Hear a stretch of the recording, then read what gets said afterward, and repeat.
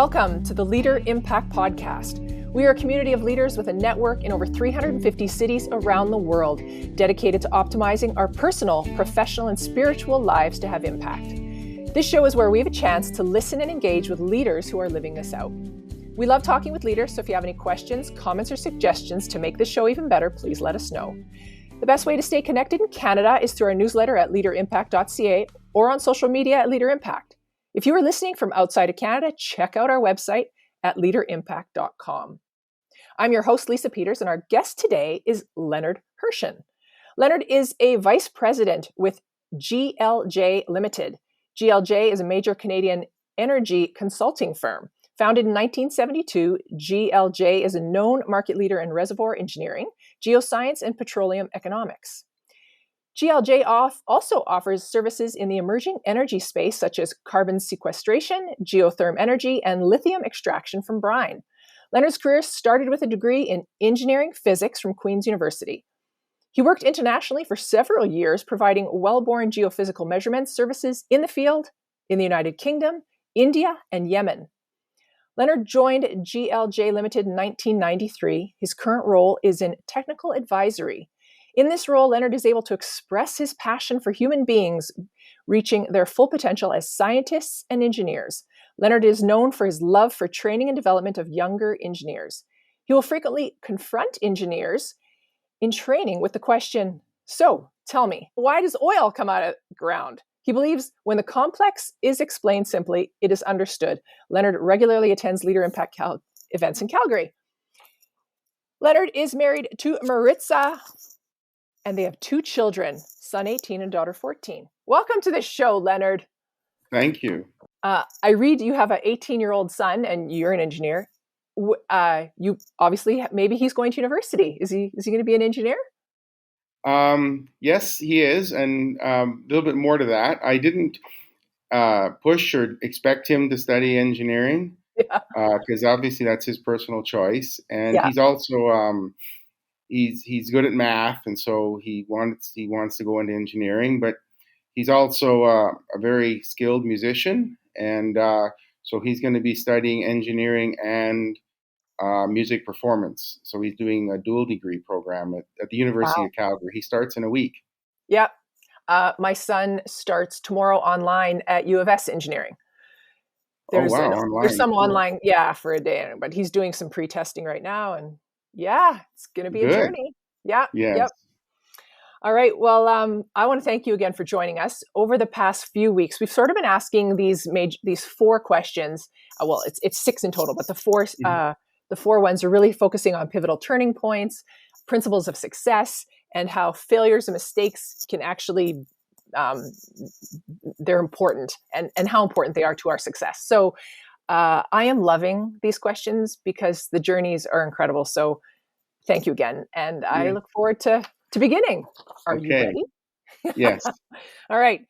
So obviously we're looking for a bit of your professional story and how you got to where you are today. You've had a great journey. Can you give us a couple snapshots that were pivotal turning points along that journey? Well, sure. There's been a couple, and I honestly think that journey started in childhood. I grew up in rural Alberta on a farm, and my father was a veterinarian, and my mother worked at home until she became a music teacher later in life. But I think that practical country life and exposure to science that I got through my father's work impacted my whole life, even though I'm not a doctor or anything like that. And then obviously the next turning point was to go to school. And I was a math geek, and in school I loved it, and so I studied basically what amounts to applied physics in university, and I loved every minute of it. It was just so much fun. And a major turning point also in my life might be unusual is I took some training in the late 80s, so I was 19, 20 years old, from a company called Landmark Education. And it kind of provided me a new way of looking at life, and that really opened my eyes to what was possible. And out of that, I really set bigger goals for myself. Mm. And I also kind of got some tools that made big goals became achievable, and I got some kind of personal tools that dealt with some of the things that I need to deal with in life. Mhm.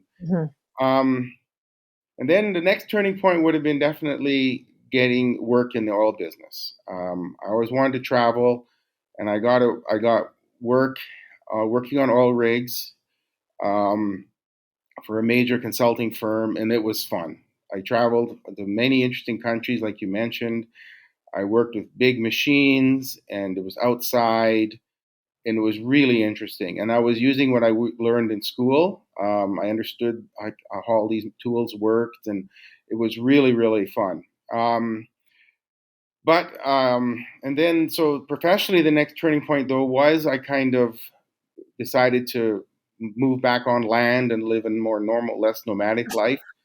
So I moved back to Canada from India, and I joined my current company in 1993, which is actually 30 years ago now. So I've been here 30 years, and the current president and I, we started on exactly the same day in April 1st, 1993, and we're still here. So we were the fools, and um, that was that's been good. And I think turning points here in my career here at GLJ is really the leadership that was in place when I was a junior engineer were really effective, and just to work at the side of very effective business people and leaders and see Mhm. how they acted and see how they solved problems and customers and the business really it wasn't like a turning point, but it was an eye opener, Yeah. right? Yeah. And obviously, I mean, we're talking about leader impact, and so I didn't grow up in a religious home or anything like that. There wasn't anything about God in our home. It was not really discussed much, and I grew up in kind of in a Christian culture, what we had in Canada in those days, but not really a personal relationship, and that changed for me in the early 2000s. Mm. And I decided to walk into a church and see what was happening, and that made a big difference in my life. Obviously, it's been the biggest impact of all the things and turning points. Yeah. And professionally, I think the last couple ones I'll mention was I decided to learn Spanish for fun, and I love learning, and I love learning things that look difficult, and so I took on the and Spanish isn't that bad, and that actually really was very interesting because through that knowledge, I met my wife, who's from Latin America, and I opened up my company's business in Latin America, and we had a very small kind of international arm, and I used that to get projects in Latin America, particularly big ones in Mexico and Bolivia, some ones Colombia, and so that kind of really out of that hobby I kind of led my company's expansion into Spanish speaking world. And so now it was a kind of an amazing coincidence that I decided to have a weird hobby of learning a foreign language, and it turned into like now our international work is over 25% of my company's business, right? And so Wow. I think I've contributed to that. Yeah. So that's kind of the my life story in 5 minutes. Oh, I have written notes. I have so many questions on those pivotal turning points, but you, everything you have said, it sounds like you're having so much fun. And there's these points in your life, and I think of um, this landmark education, a new way of looking at life, and provided you the tools because we graduate high school, and I think sometimes we're done with the coaching, and I think I've mentioned this before, but Oh, to okay.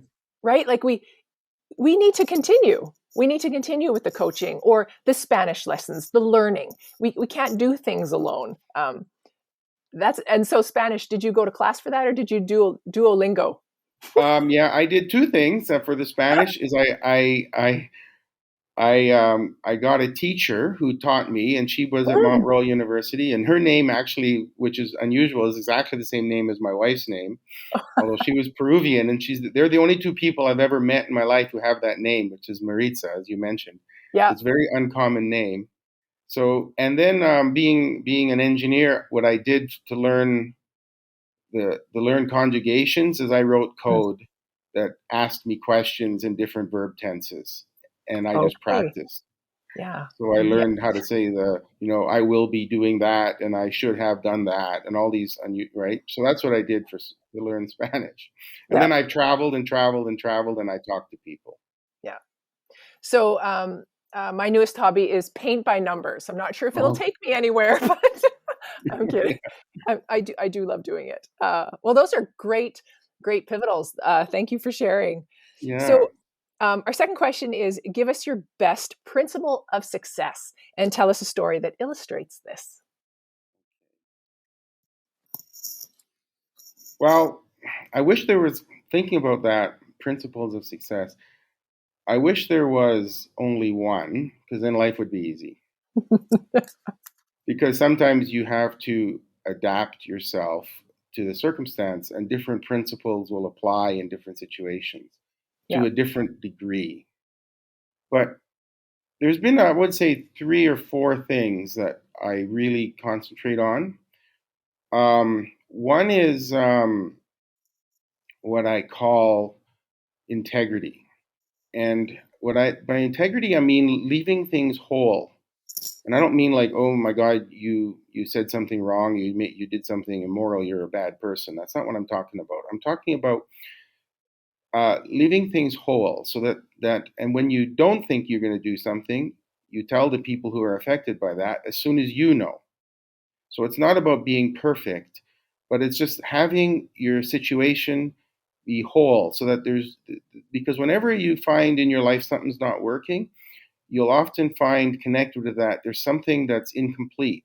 That's unwhole. There's things unsaid, or Mm. or um, there's things unsaid, or there's shortcuts taken in the background, and so that's a really big principle that I use. Another one is that I focus on is how would I put this? A kind of connection with people, so relatedness, relationships, networking, and which is probably one of the ones that I've struggled with the most in my life, is just being connected and staying in relationship with people, because other people help one another, and so you have mentors, and you become a mentor, and you have other people have solved your problems often.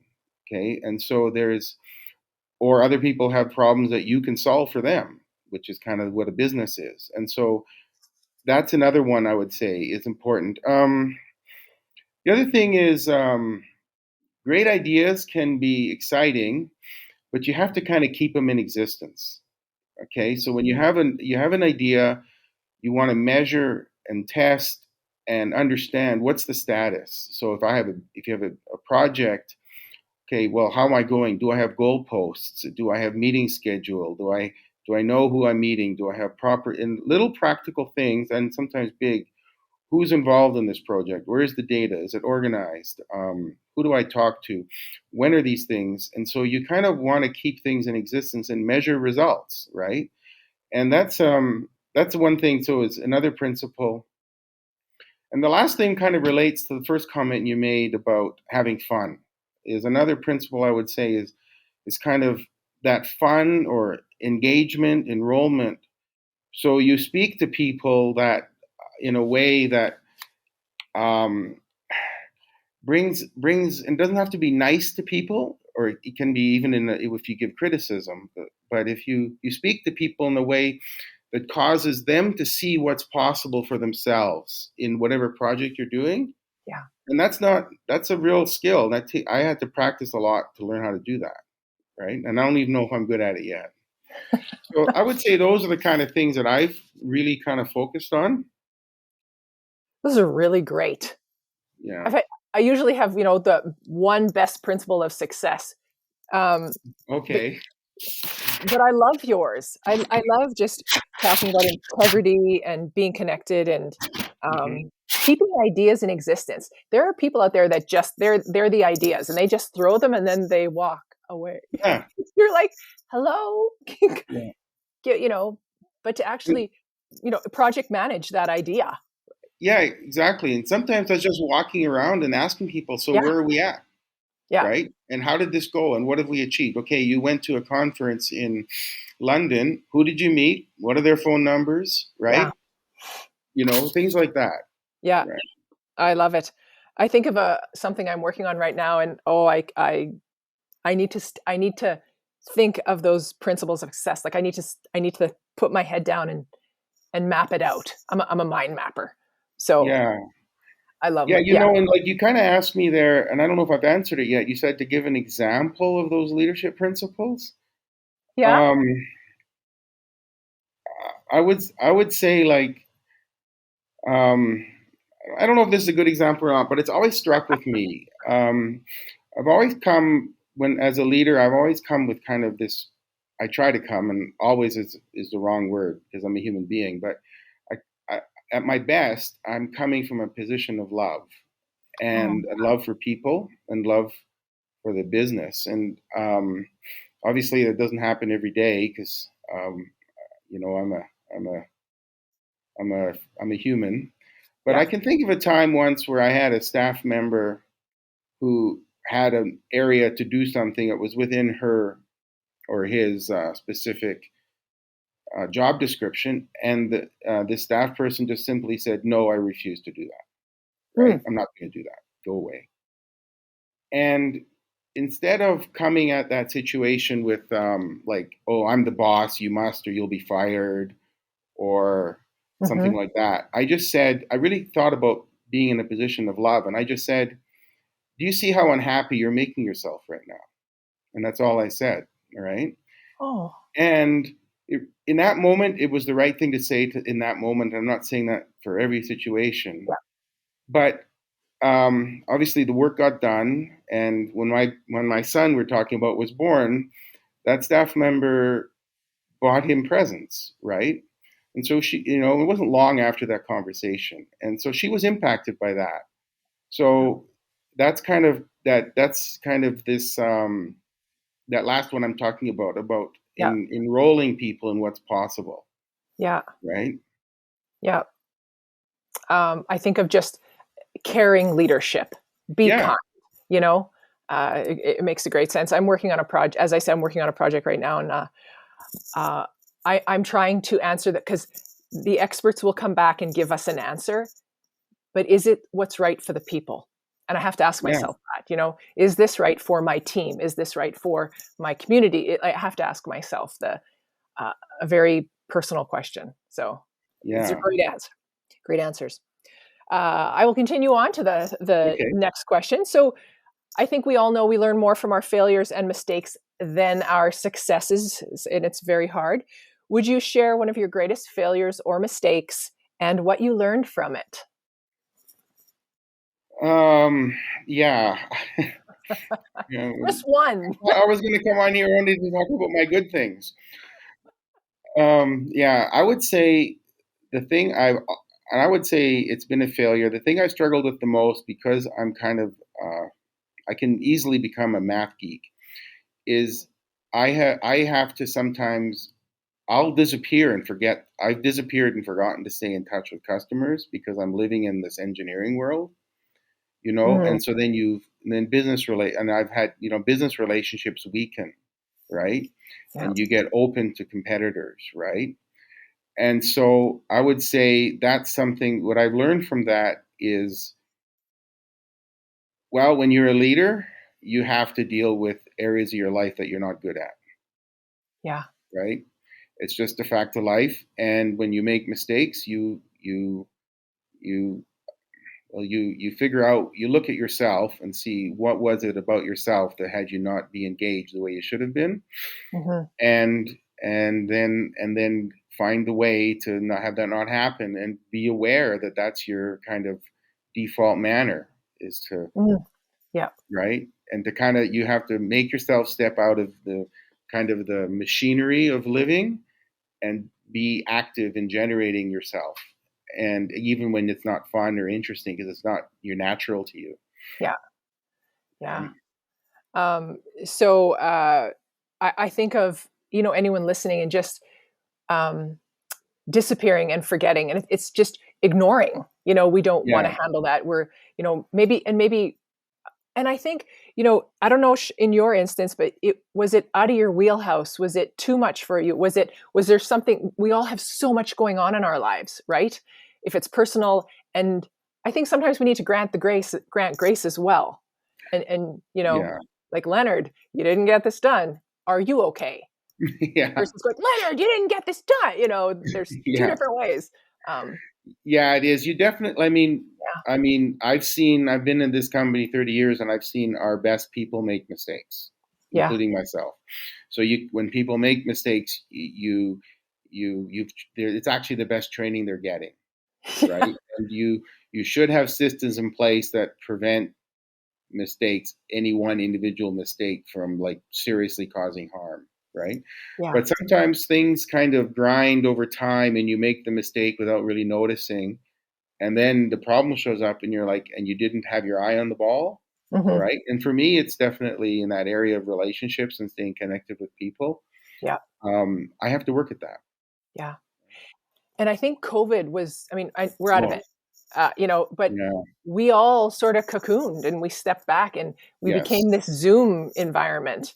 Yeah. And it's really easy now to hide behind this. Yeah. We're in different cities, so, Yeah, I know. but it's really easy to, I'll just Zoom you. I won't, why go personally meet with you? Yeah. But we need to build those relationships, because your competitor is just gonna, Exactly. And your you got to competitor is gonna sustain show them up. and you got to keep them in existence, Yeah. right? I That's love that it. existence principle I talked about. You have to make Yeah. the relationships and then you got to keep them in existence. Oh, yeah. Good one. All right. Anything more on there, or you want to continue? No, this is great. I'm Awesome. having fun actually. Good. You are meant to have fun. So at Leader Impact, we want to grow personally, professionally, and spiritually for increasing impact. So would you be willing to share an example of how the spiritual makes a practical impact or practical difference in your life as a leader? Well, I think that example I gave you a few minutes ago about bringing love, Yeah. I think that's a really good example of kind of life as a spiritual thing.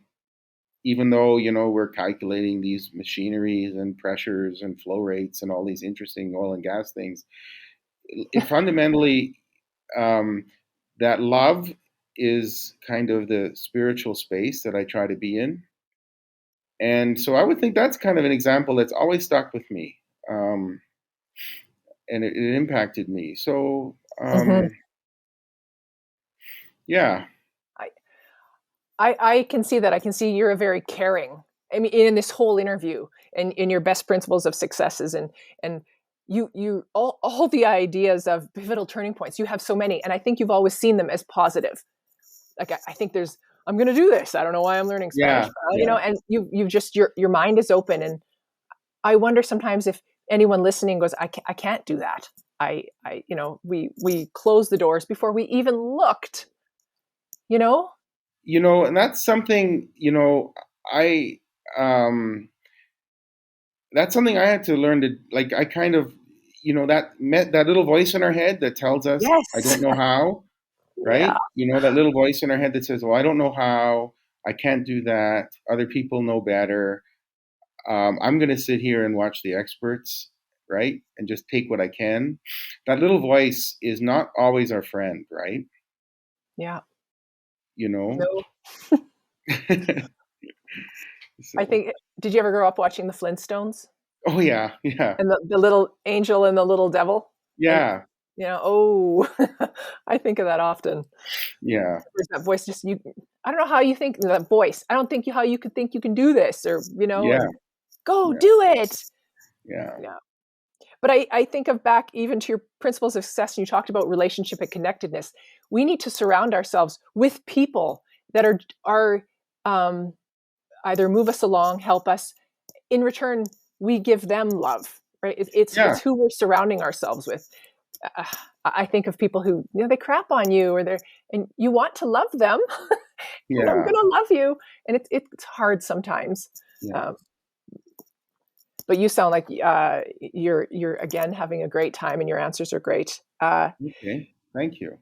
So the last two answers we ask all our guests is back to Leader Impact, and I know you are a member in Calgary. Is that right? Did I say that? Okay. Yeah. So, I mean, we're dedicated to leaders having a lasting impact. And so, as you continue to move through your own journey, and it sounds like an awesome one, have you considered what you want your faith legacy to be when you leave this world? Yeah. Well, sometimes I've thought about that. I've never really thought that I need to be remembered. Okay, Mm, when I leave this world, um, like I'll leave, I'll die, and I don't really have the big desire to be famous or remembered in that way. yeah.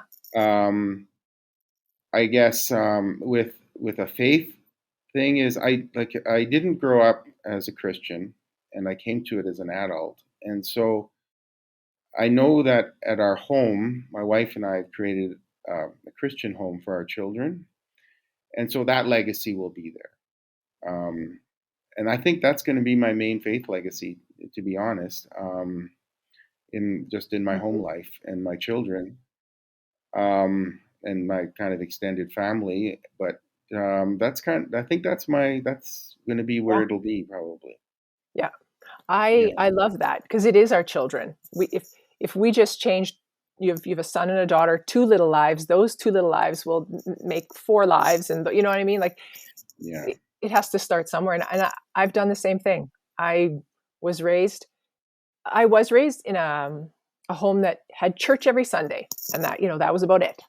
And I married a man who had faith yeah, and love and had a relationship, and that's how we're raising our children. So that is a yeah, great answer. yeah. And I was surprised like how big an impact it has on children, Mm, because although you can't always tell, they do pay attention to what they're hearing, yeah. and they listen in church and Sunday school. They listen in a different way than they listen to parents, Hmm. and because I didn't grow up with any of that, and so I didn't know what it would be like. But my wife is she's very deeply deeply faithful person, deeply believing person, Hmm. and so she went to a school with nuns and these kind of things, and so she was used to all that. But for me, it was new, and I didn't know what would happen. You think about things like, well, what are their friends going to think in school? What if they miss hockey because they're in church, right? Yeah. Like, what does that do to their lives, right? But like, it's been great. It's been a Yeah. really good benefit for them. Yeah. You comment that the kids are listening to you. I think they're also watching you. So they're watching Yes. you and your relationship with your wife. They're watching you when you come home from work and talk about people. They're watching you with your friends, you know? Yeah.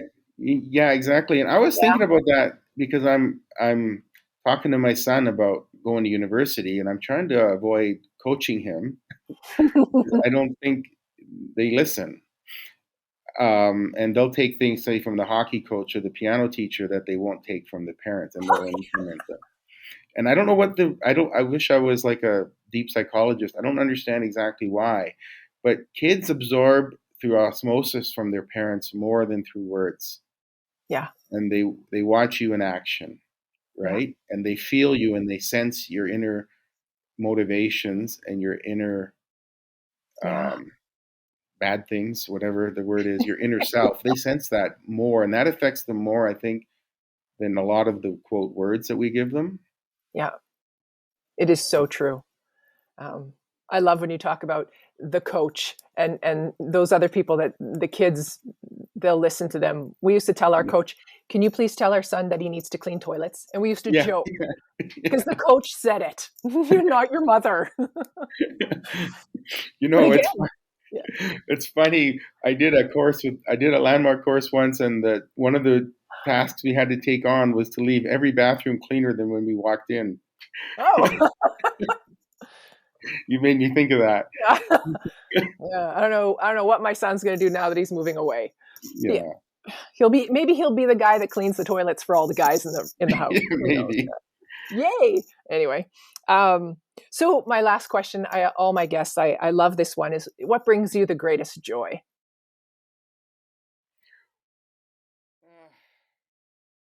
Well, definitely learning. I love learning, overcoming kind of challenges, not problems, but challenges, not like, oh, I got to go, my car had a flat and I have to go make this meeting and I don't know vehicles or something like that. Not those kind of problems, but like figuring out a solution to a problem. And like I get brings a lot of, I mean, I just like, and there's little things, I like to travel and family time and being with my wife. I like that. But just being exuberant about life and being exuberant about what's possible. That brings me a lot of joy. I love that. I'm a solutions person. I love to, the old computer programming, if this, then what, Yeah. And I'm a solutions-based person. So I never really thought about, do I love the challenge or do I love the, maybe I just love the challenge. It's sometimes really hard though. Which goes right back to all the things when I ask you snapshot of your life and pivotal points, you had a lot of things and I'm sure you weren't awesome at all of them. You start something, it's like, this is really hard. I'm going to keep going. I think that's really hard for people. We want to be perfect. And when we're not perfect, I'm quitting. Well, I remember like my first physics exam, I failed, right? Because it was so much harder in high school. And I was like, holy smokes, this is not easy, right? And, but I kept going, right? And, That's really good. Yeah. Well, it has been a fabulous half hour spent with you, Leonard. I hope that went well with you. Did you get all your answers out? We can always talk about ourselves, Yeah. I should interview you one day. Okay. I think, how would have I answered that? And every time I hear stories, and that's why I love showing up here, is I think we put presidents, we put them up on a pedestal, and we don't think you have problems, and we think your life is awesome, and you can just buy everything, and I don't know. And it is good to just sit down and hear the simple principles of success and the pivotal turning points, and they're just like everybody else's, Yeah. But I remember being young and putting my boss on a pedestal and thought, oh, I shouldn't say that to them, and afraid. Yeah. And so I love showing up here. Well, Yeah. So thank you. I've really enjoyed this. Awesome.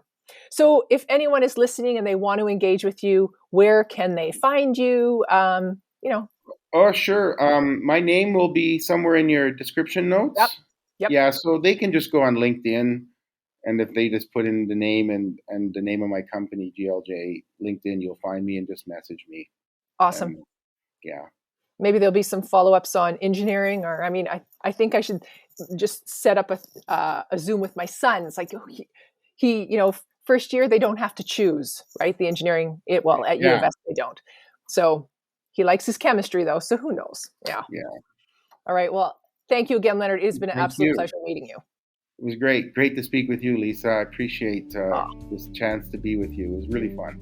Thank you. I want to thank everyone for joining us. If you're part of Leader Impact, you can always discuss or share this podcast with your group. And if you are not yet part of Leader Impact and would like to find out on how to grow your leadership, visit our podcast page on our website at leaderimpact.ca or check out our free leadership assessment. You will also find on our webpage Chapter 1 of Braden Douglas's book, Becoming a Leader of Impact. It is an amazing leadership book. You can also check out groups available in Canada at leaderimpact.ca, or if you're listening from anywhere else in the world, check out leaderimpact.com or get in touch with us by email at info@leaderimpact.ca, and we will connect you. And if you like this podcast, please leave us a comment, give us a rating or a review. This will help other global leaders find our podcast. Thank you for engaging with us. And remember, impact starts with you.